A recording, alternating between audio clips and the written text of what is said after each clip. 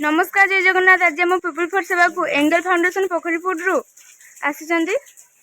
मौसा मानसिक ग्रोसरी सामान नहीं समस्त मौसा मानसिक टिफिन व्यवस्था कर कौन कहे भल लगे ये आसिकी चेष्टा करियो जिते पारे सेते साहाय्य करिबा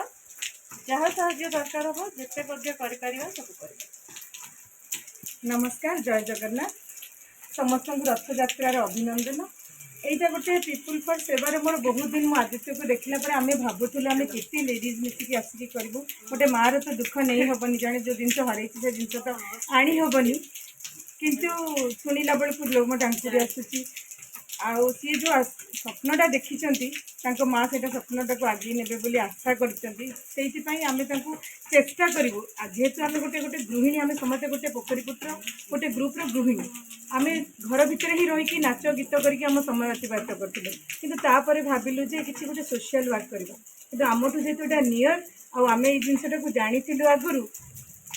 पाखक आसवाई भगवान आमको बोधे यहाँ कर आगे यहाँ केमती नबू सी ही रास्ता देखेबे साहय कर कि मो मैडम को मैंने आदित्य माँ को मुझे बहुत बहुत धन्यवाद दूसरी जे सी आमको परमिशन देती जगह को आसवाई आ भगवान को धन्यवाद दूसरी आम स्त्री लोक मान भितर बुद्धिटा देती से जिनस माने मिसिकी प्रयास करते जिनसटा धन्यवाद देवी मौसा मौसी मान को जी आमको सहयोग करके आम सहित कथा विपद होती धन्यवाद देवी आमर जो मैंने डायरेक्ट और इनडायरेक्टली हमको हेल्प कर तो समस्त को मोर धन्यवाद आमे केमती जिनस मिसिकी जिनसटा को आगे नेबा से भगवान के पाखे प्रार्थना करची आम समस्त को धन्यवाद जनाऊँ। थैंक यू आम भल लोक बहुत भल लगे माँ मान सागर मिसिकी माँ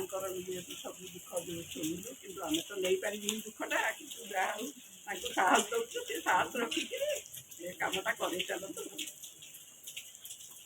आदित्य ना रखिकी कमटा कर किसी भावतुलु जे आपण कर पुओ ना रखा नाटा ही साहस बोली भावत।